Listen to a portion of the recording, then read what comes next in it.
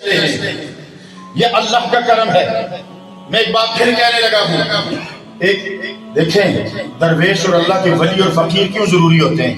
ایک مرید نے دعا مانگ رہا تھا تو اس نے پیر جی نے پوچھا بتا کیا مانگ رہا تھا. جی یہ مانگ رہا تھا. تو کیا سوچا؟ کہا جی بڑی امید ہے. اس نے کہا بے وقوف آدمی امید دنیا داروں سے ہوتی ہے خدا سے نہیں ہوتی. امید دنیا داروں سے ہوتی ہے خدا سے نہیں ہوتی. اس نے کہا پھر کیا کرنا چاہیے؟ اس نے کہا دنیا داروں سے امید رکھا کر خدا سے یقین رکھا کر. تو پھر آج آئے ہو تو یقین سے بیٹھو. آج آئے ہو تو یقین سے بیٹھو. یہ میرے نبی کا فرمان ہے. 40 میں 11 بیٹھا ہوتا ہے. لوگ کہتے ہیں جی یہ مجلسیں کیوں لگاتے ہو؟ یہ کہاں ہے؟ یہ کیسے ہے؟ انہیں میں بتانا چاہتا ہوں ہم مجلسیں اس لیے لگاتے ہیں یہ تاکہ 40 آئیں ان میں رب ایک اپنا پیارا بھی لے آئے تو پھر یہ رب کی شان کے خلاف ہے. وہ پھر چنتا نہیں ہے, وہ کٹھا میل کے لے لیتا ہے, وہ کٹھا اٹھا لیتا ہے. تو جب 40 5 بیٹھے ہوں گے تو جب پانچوں کے اوپر جائے گی تو یہ رب کی شان کے خلاف ہے کہ پانچوں کی تو اٹھا لے باقیوں کو پھینک دے. اسی لیے کسی دروازے درویش نے کہا تھا چنگے سنگ درے. حضرات محترم عشق والوں کے لیے ہر رات ليلۃ القدر ہے. جس رات میں سجن مل جائے وہی ليلۃ القدر ہے. جس دل میں دل کو سکون آ جائے وہی ليلۃ القدر ہے. تو آج 27 رمضان کی ہے. آج 27 رمضان بھی ہے اور امام جعفر صادق نے بھی نشانیاں بتائی ہیں. انہوں نے میں ایک ہی بتا دیتا ہوں. انہوں نے کہا کہ جو رمضان جمعرات کو شروع ہو, لیکن یاد بات رکھیں یہ ان اولیاء اعظام کے فرمودات ہیں, احکامات نہیں, حتمی فیصلہ نہیں.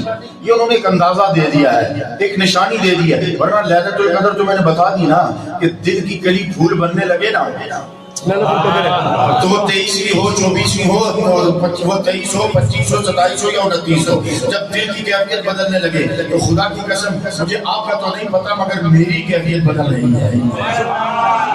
میری کیفیت بدل رہی ہے. اس لیے بدل رہی ہے کہ میری طبیعت ناساز تھی, میں پریشان تھا کہ میں وہاں کیا بولوں گا. وہاں تو علماء بھی کثیر تعداد میں ہوتے ہیں اور پھر محترم عالی قدر حضرت منشا صاحب کی وساطت سے علماء بھی محبت والے بھی. پھر میں اپنے دوستوں سے کہہ بھی رہا تھا وہاں تقریباً زیادہ علماء ہوتے ہیں, مدرسے کے طلباء ہوتے ہیں. آج میری طبیعت نہیں, میں بول نہیں سکتا, مگر سنگیوں نے کہا کہ جب ہم بٹھا کے بلوانا چاہتے ہیں تو پھر قدر والی رات کا پتہ بھی دلوا دیا کرتے ہیں. اور سنیے اِنَّا أَنزَلْنَاهُ فِي لَيْلَةِ الْقَدْرِ وَمَا أَدْرَاكَ مَا لَيْلَةُ الْقَدْرِ لَيْلَةُ الْقَدْرِ خَيْرٌ مِّنْ أَلْفِ شَهْرٍ. اب ایک میں سے کی بات اور سناؤں. اللہ نے فرمایا اِنَّا أَنزَلْنَاهُ فِي لَيْلَةِ الْقَدْرِ, یہ ليلۃ القدر والی رات میں نازل ہوا, قرآن نازل ہوا. پھر فرمایا وَمَا أَدْرَاكَ مَا لَيْلَةُ الْقَدْرِ. ایک جگہ پہ اللہ رب العزت فرماتا ہے شہر رمضان, رمضان کا مہینہ. پہلے فضیلت رمضان کو ہے پھر ليلۃ القدر کو ہے, کیونکہ ليلۃ القدر رمضان میں آتی ہے. رمضان آتا ہے تو ليلۃ القدر آتی ہے, نہ کہ ليلۃ القدر آتی ہے تو رمضان آتا ہے. یہ نقطہ سمجھیے گا, نہ کہ ليلۃ القدر آتی ہے تو رمضان آتا ہے, یہ نہیں ہے. رمضان آتا ہے تو ليلۃ القدر آتی ہے.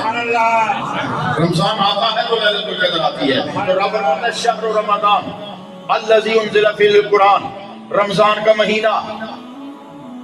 اللہ نے فرمایا رمضان کا مہینہ الذی انزل فیہ القرآن.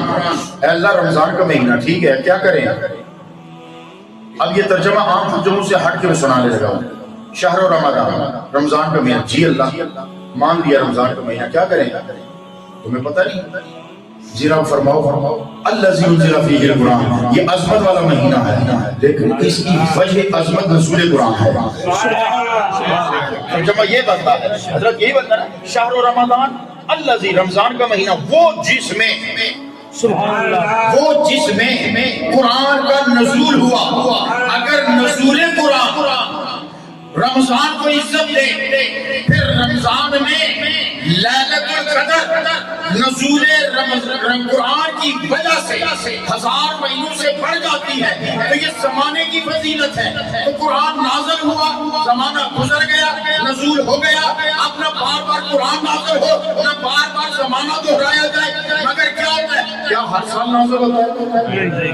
ہو گیا نا نازل، گزر گئی نا بات، وہ رمضان بھی گیا، وہ رات بھی گئی، قرآن بھی آ گیا، اب ہر سال اس کی فضیلت بڑھ گئی۔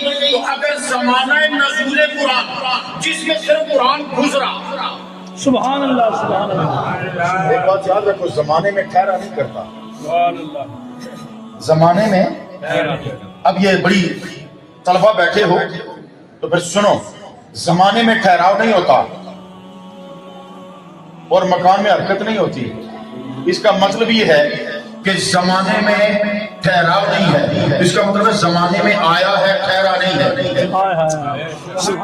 زمانے میں آیا ہے، ٹھہرا نہیں ہے، اور ٹھہرنے کے لیے مکان چاہیے، گزرنے کے لیے زمانہ چاہیے، ٹھہرنے کے لیے مکان چاہیے۔ تو اگر جس زمانے میں صرف آیا ہے اور بس زمانہ بھی گیا، وہ آنے والا مرحلہ بھی گیا، تو قیامت تک وہ لمحات قیمتی ہو گئے۔ تو پھر یہ زمان کی حالت ہے، تو جس سینے میں آ کے ٹھہرا، اس مصطفیٰ کا حال کیا ہوگا؟